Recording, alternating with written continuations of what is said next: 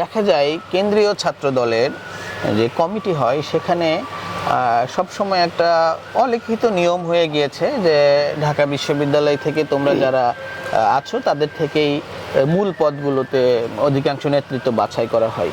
এই বিষয়টিকে তুমি কিভাবে দেখো? একটা সাংগঠনিক ব্যাপার, এটা হচ্ছে দেশনায়ক তারেক রহমানের সিদ্ধান্তের ব্যাপার। এখন উনি যদি কাউকে যোগ্য মনে করে তাহলে আমি তো তাকে অযোগ্য মনে করতে পারি না। যারা বিভিন্ন পদে রয়েছে এরকম সংখ্যা কত? আমাদের পদধারী নেতা হল এবং বিশ্ববিদ্যালয় মিলিয়ে অ্যাভারেজে 1000-এর উপরে হবে। আচ্ছা, এই যে 1000 জন নেতাকর্মী যারা বিভিন্ন পদে রয়েছে, এদের প্রত্যেকের কাজ করার সুযোগ দিতে হলে তো তাদের জন্য নানা ধরনের প্রোগ্রাম থাকতে হবে দলের ভিতরে। সে ধরনের প্রোগ্রাম কি রয়েছে? এখন একজন ছাত্র নেতা হিসেবে আমি একটু ভিন্ন আলোচনায় চলে আসি। হ্যাঁ, বাংলাদেশের ছাত্র সমাজকে প্রতিনিধিত্ব করছো তোমরা, সেই জায়গা থেকে বলবো তুমি বাংলাদেশের চলমান ছাত্র রাজনীতিকে কিভাবে মূল্যায়ন করো? এটি কি ঠিক পথে আছে নাকি এর কোনো সংস্কার প্রয়োজন? আপনি দেখেন, জুলাই আগস্ট গণ অভ্যুত্থানের পরে বাংলাদেশের রাজনীতির একটা ইতিবাচক পরিবর্তন হয়েছে। রাজনীতির সাথে শিক্ষার্থীদের মনোভাবের একটা ইতিবাচক পরিবর্তন হয়েছে। তো এই গত ফ্যাসিস্ট আমলে ছাত্রলীগ যে এই ধরনের রাজনৈতিক কালচার বাংলাদেশে তৈরি করেছে, এই কালচার থেকে বাংলাদেশের মানুষ এবং শিক্ষার্থীরা হচ্ছে একেবারে দূরে চলে আসছে। এই জন্য আমরা বাংলাদেশ জাতীয়তাবাদী ছাত্রদল এই শিক্ষার্থীদের সাথে নিয়ে কিভাবে দেশ এবং এই দেশের কল্যাণের জন্য আমরা কাজ করতে পারি তা নিয়ে চিন্তা ভাবনা করতেছি। আমরা হচ্ছে এই দেশের বিশেষ করে ঢাকা বিশ্ববিদ্যালয়ের প্রত্যেকটা শিক্ষার্থীদের কী ধরনের সমস্যা আছে, কী ধরনের সুযোগ সুবিধা দরকার, এইগুলা শুনে প্রশাসনকে চাপ দিয়ে প্রশাসনের মাধ্যমে এইগুলো বাস্তবায়ন করার চেষ্টা করবো। কারণ হচ্ছে অনেকে মনে করে যেটা যে ছাত্র নেতারা হয়তো সব কিছু হচ্ছে সমাধান করে দেবে, কিন্তু ছাত্র নেতাদের কাজ তো সমাধান করা না, ছাত্র নেতাদের কাজ তো ওয়েলফেয়ার পলিটিক্স করা না। ছাত্র নেতারা কী করবে?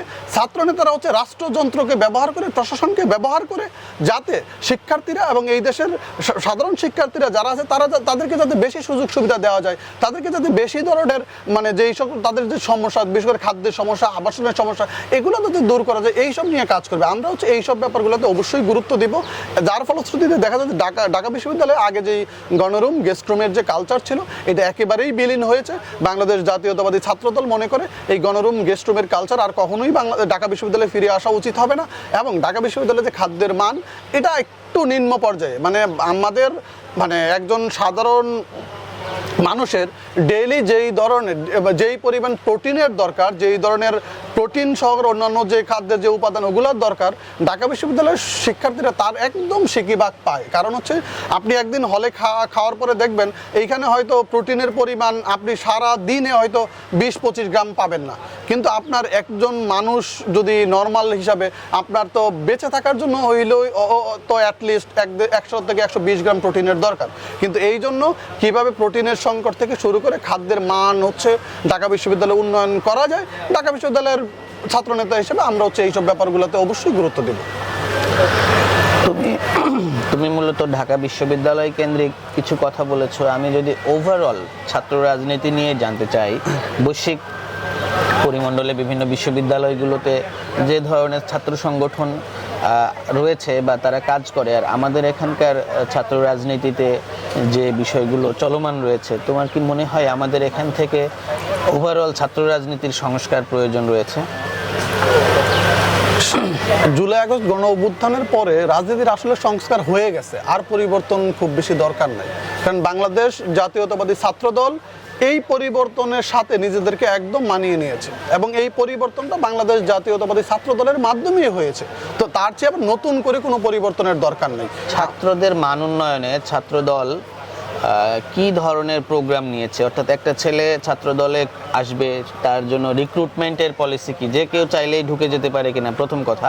দ্বিতীয়ত, রিক্রুটেড হওয়ার পরে সে এখানে কি প্ল্যাটফর্ম আছে কিনা, এরকম যে নানান ধরনের উইং যেগুলোতে সে কাজ করে নিজের দক্ষতা প্রমাণ করার সুযোগ পাবে, এবং পরবর্তীতে তার এই অভিজ্ঞতা ভবিষ্যতে সে রাজনৈতিক অঙ্গনে যেতে চাইলে কাজে লাগাতে পারবে। এই ধরনের সুযোগ কতটুকু রয়েছে, বা তুমি কি মনে করো না থাকলেও সেগুলো সামনে কিভাবে বাড়ানো যায়? এইখানে বিএনপি হচ্ছে দেশের গণমানুষের দল, গণমানুষকে নিয়ে রাজনীতি করে। বিএনপির সহযোগী সংগঠন হচ্ছে বাংলাদেশ জাতীয়তাবাদী ছাত্রদল। তো ছাত্রদল তো ছাত্রদের সংগঠন, তো এইখানে যে কেউ আসার ক্ষেত্রে আসলে কোনো ধরনের বাধা নেই। কিন্তু আমরা কিছু জিনিস হচ্ছে অবশ্যই দেখব, ফ্যাসিস্ট আমলে যারা ফ্যাসিস্টদের দোসর ছিল তারা যাতে আমাদের সাথে সম্পৃক্ত হতে না পারে এবং তারা যাতে না আসতে পারে। তাছাড়া বাংলাদেশের প্রত্যেকটা শিক্ষার্থী, প্রত্যেকটা ছাত্র আমাদের সাথে আসতে পারে, আমাদের মিটিংয়ে আসতে পারে, আমাদের মিছিলে আসতে পারে, আমাদের আদর্শে অনুপ্রাণিত হয়ে, বাংলাদেশের এই জাতীয়তাবাদের আদর্শে অনুপ্রাণিত হয়ে জাতীয়তাবাদের রাজনীতি করতে পারে, এটাতে কোনো ধরনের সন্দেহ নেই। কিন্তু আমরা চাই ফ্যাসিস্ট আমলে যারা ফ্যাসিস্টের দোসর ছিল তারা যাতে কোনোভাবে আমাদের সাথে সম্পৃক্ত হইতে না পারে, এবং বাংলাদেশের সংবিধান অনুযায়ী যেই সকল ছাত্র সংগঠন নিষিদ্ধ আছে তারা যাতে আমাদের সাথে কোনোভাবে হচ্ছে কানেক্টেড হইতে না পারে। আচ্ছা, এটার পাশাপাশি মানে আমি যদি বলি ঢাকা বিশ্ববিদ্যালয়ে এখন তোমার আনুমানিক সংখ্যা কত হতে পারে যারা ছাত্র দলের সাথে আছে?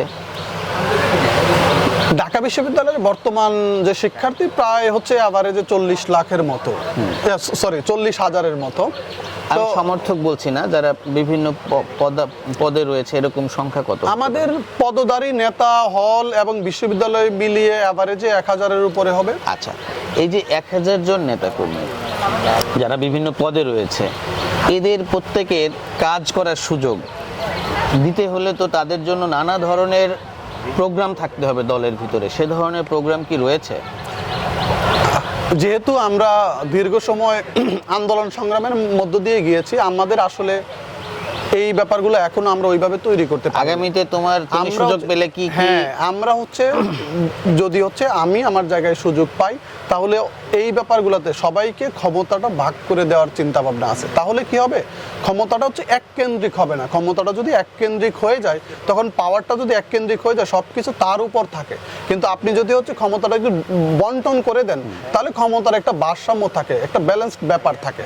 এই জন্য আপনি দেখেন যেই সম্পাদকের যেই কাজ, আমরা যদি ওই সম্পাদককে দিয়ে ওই কাজটা করাইতে পারি, হলের যে প্রেসিডেন্ট সেক্রেটারি থাকবে, হলের প্রেসিডেন্ট সেক্রেটারি যদি তার হলের ব্যাপারটাকে কাজ করতে পারে, যুগ্ম সম্পাদক এবং ভাইস প্রেসিডেন্ট যারা থাকবে তাদেরকে যদি আমরা কাজের ক্ষেত্র বন্টন করে দিতে পারি, তারপর সহসাধারণ সম্পাদক এবং সহসম্পাদক এবং অন্যান্য পদে যারা থাকবে তাদেরকে যদি আমরা তাদের ক্ষেত্র বন্টন করে দিতে পারি, তাহলে এক জায়গায় প্রেশারটা কম পড়বে। এবং এক জায়গায় প্রেশারটা যদি কম পড়ে তাহলে হচ্ছে আমরা বেশি ধরনের বেশি সংখ্যক শিক্ষার্থীদের সাথে কানেকশন তৈরি করতে পারবো এবং ছাত্রছাত্রীরা এতে অনেক বেশি উপকৃত হবে। ধন্যবাদ, অসংখ্য সুন্দর কথা বলেছো। এইখানে আরেকটা বিষয়, এই যে একটা ছাত্র সংগঠনে যদি ডিবেট, তাদের খেলাধুলা, বিভিন্ন কালচারাল উইং, এইভাবে ইন্টেলেকচুয়াল বিভিন্ন অ্যাক্টিভিটিস, এভাবে অভিনয়, নাট্যকলা, নানান জায়গায় যদি দলের প্ল্যাটফর্ম থাকতো তাহলে দেখা যেত যে এই যে অ্যাকোমোডেশন, বিভিন্ন পদ, তারা আসলে কাজ সুযোগ পেত এবং তাদের মধ্যে প্রতিযোগিতা থাকতো। এই বিশ্ববিদ্যালয়গুলো একটা ছাত্র রাজনীতি করতে আসে, সে তো অনেক মেধাবী একজন শিক্ষার্থী, তার জন্য আসলে তার পছন্দের জায়গায় কাজ করতে দিতে পারলে সে আসলে এখান থেকে যে অভিজ্ঞতা নিয়ে উঠবে, সারা জীবন সে এই বাংলাদেশকে অনেক কিছু দিতে পারবে আমরা মনে করি। সে জায়গা থেকে আসলে আমাদের নিশ্চয়ই আগামীতে গঠনমূলক রাজনীতি তোমরা আরও বেশি বেশি করবে এবং এই ধরনের বিভিন্ন প্ল্যাটফর্ম দলের মধ্যে সক্রিয় করবে যাতে ক্ষমতা এককেন্দ্রিক না হয়, সেটা প্রত্যাশা করি।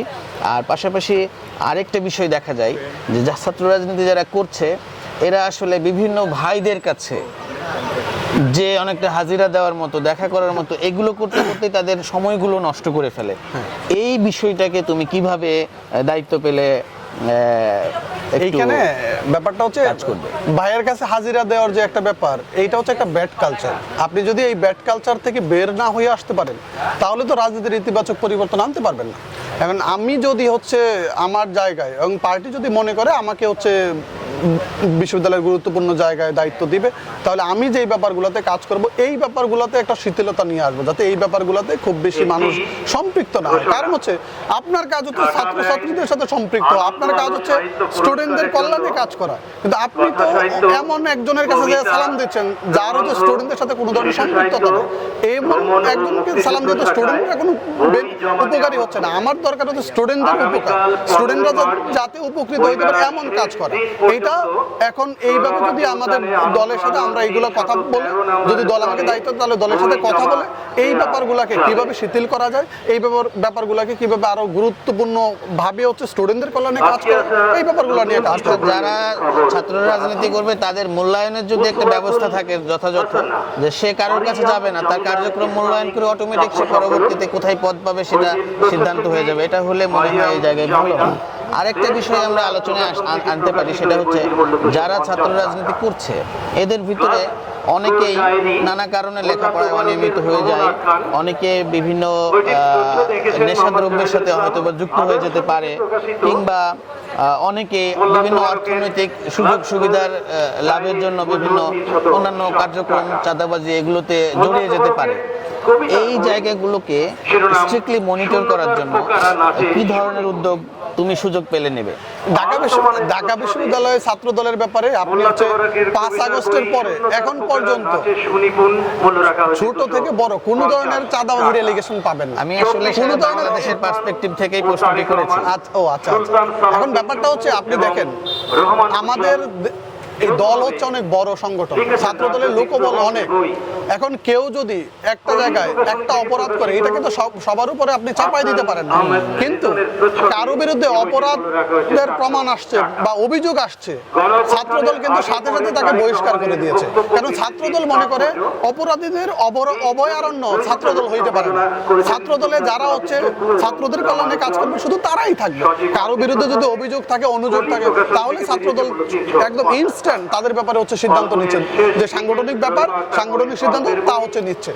অর্থাৎ কোনো অন্যায় বা অপকর্মের সাথে কেউ জড়িত হলে সেটিকে যেমন প্রশ্রয় দেওয়া যাবে না, আবার যথাযথ ব্যবস্থা নিয়ে দ্রুত একটা সবাইকে সিগন্যাল দিতে হবে যে এই ধরনের কাজ আমরা প্রশ্রয় দিব না।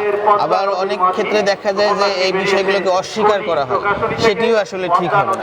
আমরা তো ঢাকা বিশ্ববিদ্যালয়ের ছাত্র দল থেকে শুরু করে বাংলাদেশের জাতীয়তাবাদী ছাত্র দলের ব্যাপারে কারো বিরুদ্ধে যদি কোনো ধরনের অভিযোগ আসে, জাতীয়তাবাদী ছাত্র দল প্রথমে এটা হচ্ছে খতিয়ে দেখে, তার বিরুদ্ধে যদি অভিযোগ প্রমাণিত হয় তাহলে সাথে সাথে তার বিরুদ্ধে হচ্ছে সাংগঠনিক ব্যবস্থা নেওয়া হয়। এখন আপনি একটা দল হিসাবে সাংগঠনিক ব্যবস্থা ছাড়া আর কি করতে পারেন? আর বাকি যে কাজ, এটা তো আইনি ব্যাপার, এটা হচ্ছে প্রশাসন করবে, পুলিশ প্রশাসন করবে, দেশের আইন শৃঙ্খলা বাহিনী ওই কাজটা করবে। কিন্তু প্রাথমিক যে কাজ, এই সাংগঠনিক ব্যবস্থা, এটা কিন্তু বাংলাদেশ জাতীয়তাবাদী ছাত্র দল একদম ইনস্ট্যান্ট, একদম দেখা যাচ্ছে সাথে সাথে বলা যায় এটা হচ্ছে আমরা নেওয়ার ব্যবস্থা নিই। তাহলে তো দেখা যাচ্ছে বাংলাদেশ জাতীয়তাবাদী ছাত্র দল কখনোই কিন্তু অপরাধী বা অন্যান্য যারা আমরা তাদেরকে বলি তাদের ব্যাপারে একদম জিরো টলারেন্স, তাদের ব্যাপারে কোনো ধরনের ছাড় দেওয়ার কোনো সুযোগ নেই। তোমাদের আরেকটা বিষয় হচ্ছে এই যে বাংলাদেশের শীর্ষ একটি বিশ্ববিদ্যালয়ে তুমি ছাত্র রাজনীতি করছো, ছাত্র নেতা, তোমার সাথে বিশ্বের অন্যান্য বিশ্ববিদ্যালয়গুলোর সাথে তোমাদের ছাত্র দলের বা তোমার বিশ্ববিদ্যালয় ছাত্র দলের কোনো যোগাযোগ বা এক্সচেঞ্জ অফ নলেজ, এই বিষয়গুলো আছে কিনা? এই ব্যাপারগুলো আসলে খুবই কম। ঢাকা বিশ্ববিদ্যালয়ের থেকে শুরু করে বাংলাদেশের প্রত্যেকটা বিশ্ববিদ্যালয়ের সাথে অন্যান্য বিশ্বের অন্যান্য বিশ্ববিদ্যালয়ের সাথে এক্সচেঞ্জ অফ নলেজের ব্যাপারটা একেবারে কম। এখন আমরা বাংলাদেশ জাতীয়তাবাদী ছাত্র দল মনে করে এই ব্যাপারগুলোকে যদি হচ্ছে জাতীয়ভাবে এইটা যদি হচ্ছে একটা বিশ্ববিদ্যালয়ের সাথে একটা বিশ্ববিদ্যালয়ের অ্যালায়েন্স করে এগুলো যাতে হচ্ছে এক্সচেঞ্জ অফ নলেজ ব্যাপারটা এটা যদি এক্সটেন্ড করা যায়, তাহলে হচ্ছে এই দেশের শিক্ষার্থীরা যেমন উপকৃত হবে এবং এই দেশের পরবর্তীতে বিভিন্ন প্রযুক্তি থেকে শুরু করে বিভিন্ন ক্ষেত্রে এই দেশের শিক্ষার্থীরা অন্য দেশের যে প্রযুক্তি তা নিয়ে এসে এই দেশে গুরুত্বপূর্ণ ভূমিকা পালন করতে পারবে। ধন্যবাদ। আর একটা বিষয়, সেটা হচ্ছে এই যে দেখা যায় কেন্দ্রীয় ছাত্র দলের যে কমিটি হয় সেখানে সবসময় একটা অলিখিত নিয়ম হয়ে গিয়েছে যে ঢাকা বিশ্ববিদ্যালয় থেকে তোমরা যারা আছো তাদের থেকেই মূল পদগুলোতে অধিকাংশ নেতৃত্ব বাছাই করা হয়। এই বিষয়টিকে তুমি কিভাবে দেখো? এইটা আসলে একটা সাংগঠনিক ব্যাপার, এটা হচ্ছে দেশনায়ক তারেক রহমানের সিদ্ধান্তের ব্যাপার। এখন উনি যদি কাউকে যোগ্য মনে করে তাহলে আমি তো তাকে অযোগ্য মনে করতে পারি না। আর যেহেতু আমি ঢাকা বিশ্ববিদ্যালয়ের শিক্ষার্থী, সুতরাং আমি তো অবশ্যই আমার ব্যাপারে একটু পক্ষে কথা বলবো, কারণ ইংরেজিতে একটা কথা আছে, blood is thicker than water. তো আমি তো আমার ব্যাপারে একটু বেশি প্রায়োরিটি দেব। তবে বাংলাদেশ জাতীয়তাবাদী ছাত্র দল এবং আমাদের সাংগঠনিক ছাত্র দলের সাংগঠনিক অভিভাবক তারেক রহমান, উনি যদি মনে করে এইখানে আমাদের পাশে জগন্নাথ বিশ্ববিদ্যালয় আছে, ঢাকা কলেজ আছে, এবং ওই যে ওইদিকে জাহাঙ্গীরনগর বিশ্ববিদ্যালয় আছে। এই ব্যাপারগুলো থেকে যদি কাউকে নিয়ে আসা যায় এবং তাদের ব্যাপারে যদি সিদ্ধান্ত নেন, তাহলে এটা অনেক ভালো হবে। কারণ হচ্ছে সকলের সন্নিবিষ্ট একটা ব্যাপার তৈরি হবে। আপনি একটা দেখেন, ঢাকা বিশ্ববিদ্যালয়ের জগন্নাথ বিশ্ববিদ্যালয়ের জিয়াউদ্দিন বাসিত ভাই প্রায় হচ্ছে উনি 1500 দিনের মতো হচ্ছে উনি জেল খেটেছে। তো উনি অসংখ্যবার নিপীড়ন নির্যাতনের শিকার হয়েছে। তো ওনারা যদি দায়িত্বে আসে তাহলে অনেক ভালো হবে। আরেকটা ব্যাপার দেখেন, ওই বর্তমানে পিজিতে এফসিপিএস করতেছে যে ডাক্তার আউয়াল ভাই, উনি দেখেন আমাদের সহকারে এই চিকিৎসা সেবায় সাধারণ মানুষকে বিভিন্ন ধরনের সহায়তা দিচ্ছে, বিভিন্নভাবে মানুষদেরকে হচ্ছে সাহায্য করার চিন্তা ভাবনা করতেছে। এখন ওনারা যদি ছাত্র দলের দায়িত্বে আসে তাহলে হচ্ছে এই কৃষি সেক্টরটাকে ওনারা তো আরো সামনের দিকে বেশি এগিয়ে নিয়ে যেতে পারে। এই জন্য জাতীয়তাবাদী ছাত্র দলের সাংগঠনিক অভিভাবক তারেক রহমান যদি মনে করে যে আমি তাদেরকে এই ক্ষেত্রে কাজে লাগাবো, তাহলে এটা অনেক ভালো হবে। আবার উনি যদি মনে করে যে আমি তাদেরকে এই ক্ষেত্রে কাজে না লাগিয়ে তাদেরকে বিভিন্নভাবে অন্যান্য ক্ষেত্রে কাজে লাগাবো, ওইটা আরো ভালো হবে। এইটার সিদ্ধান্ত একান্তই তারেক রহমানের নিজস্ব ব্যাপার। আমরা হচ্ছে দলের কর্মী হিসাবে, দলের নেতাকর্মী হিসাবে এইটা বলতে পারি যে এটা করা যায়, কিন্তু আমরা কোনটা করলে ভালো হবে বা কোনটা করা উচিত এটা তো আমরা বলতে পারি না। আচ্ছা, এই জায়গা থেকে তোমাকে আমি আর একটা প্রশ্ন করি আমাদের আলোচনার শেষের দিকে আমরা, সেটা হচ্ছে তোমার কথা rest blood is থিকার than water. এই যে বাংলাদেশের ভূখণ্ড, এইটার টেরিটরির প্রতি যে ভালোবাসা, এটাই তো বাংলাদেশি জাতীয়তা, সবাইকে সমান নিয়ে চলা। এই বাংলাদেশ প্রেম, অর্থাৎ এখানে আমি জন্মিয়েছি, এটার প্রতি যে ভালোবাসা, এবং রাজনীতি করতে হলে আসলে বাংলাদেশপন্থী হতে হবে। এই জায়গা থেকে তোমার অপরাপর যেসব ছাত্র সংগঠন কাজ করছে তাদের কাছে তোমার প্রত্যাশা কি? এইখানে আপনি দেখেন, ফ্যাসিস্ট আমলে মানে ছাত্রলীগ হচ্ছে একটা জিনিস বলতো, মানে আমরা যেটা বলি যে আমরা বাংলাদেশি, তারা কিন্তু বাংলাদেশি বলে না। তো আমরা যে বাঙালি বলে, এখন ব্যাপারটা হচ্ছে মুসলিম জাতীয়তাবাদ বলে, তারা যেটা দেখেন এক একজন বলে, কেউ বলে বাঙালি। তো আমি বাঙালি বলি, তাহলে আমার যে পাহাড়ি আছে, আমার যে অন্যান্য লোকজন আছে, তাদেরকে তো আমি অস্বীকার করলাম। সবাই তো এই দেশে বাঙালি না। প্রশ্ন থাকতে পারে, তারা সবাই যদি বাংলাদেশি জাতীয়তাবাদ বলে, তাহলে সবাই তো ছাত্রদল হয়ে গেল। না, এইটা তো ছাত্র দলের সাথে না, এইটা তো জাতীয়তাবাদের একটা ব্যাপার। বাংলাদেশি না, আপনি যদি বাংলাদেশি জাতীয়তাবাদ বলেন, এটা তখন ছাত্র দলের হয়। কিন্তু আপনি যদি নিজেকে বাংলাদেশি বলেন, তাহলে তো এটা ছাত্র দলের সাথে সম্পৃক্ত না।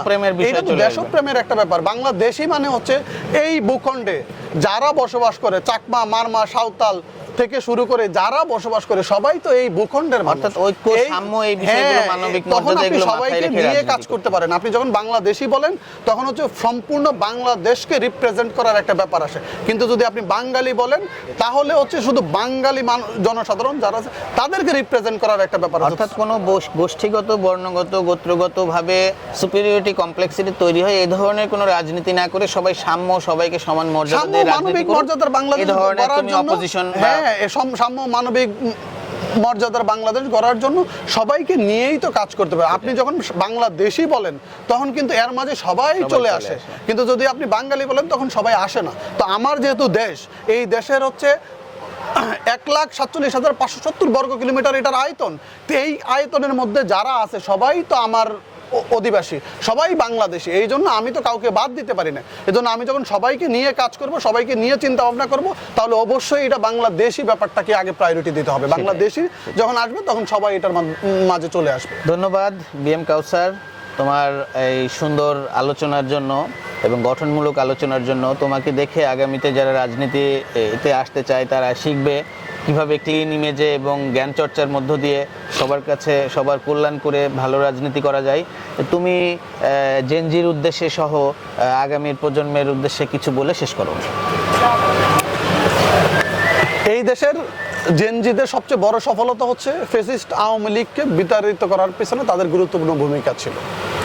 তো এই জেনজিরা এই দেশকে, এই দেশের মাটিকে খুব বেশি ভালোবাসে, এই দেশকে নিয়ে তারা খুব বেশি চিন্তাশীল। আপনি একটা জিনিস দেখবেন, মানে জেনজিদেরকে দেখবেন সারাদিন মোবাইল, অনেকে সারাদিন মোবাইল নিয়ে হচ্ছে মোবাইলের হয়তো গেম খেলতেছে বা মোবাইলে অন্য কিছু করতেছে।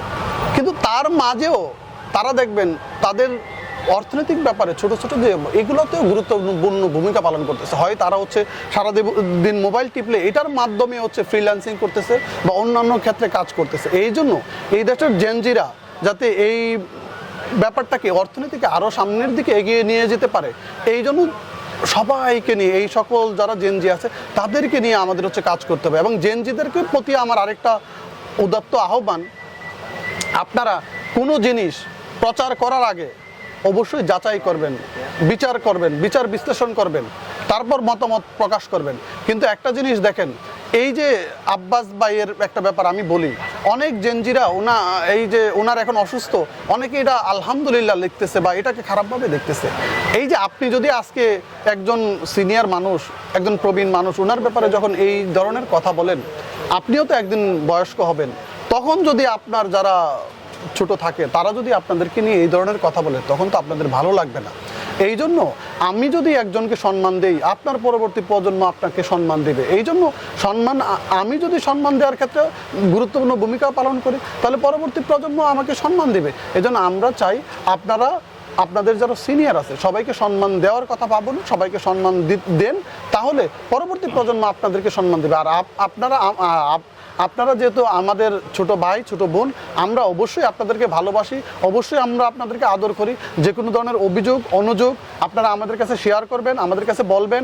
আমরা যারা আপনাদের বড় ভাই আছে, আমরা আপনাদের এই ব্যাপারগুলোকে সুন্দরভাবে সমাধান করার চেষ্টা করব, যাতে পরবর্তীতে আপনারা এই দেশ এবং দেশের মানুষের ভাগ্য উন্নয়নে গুরুত্বপূর্ণ ভূমিকা পালন করতে পারেন। ধন্যবাদ বিএম কাউসার।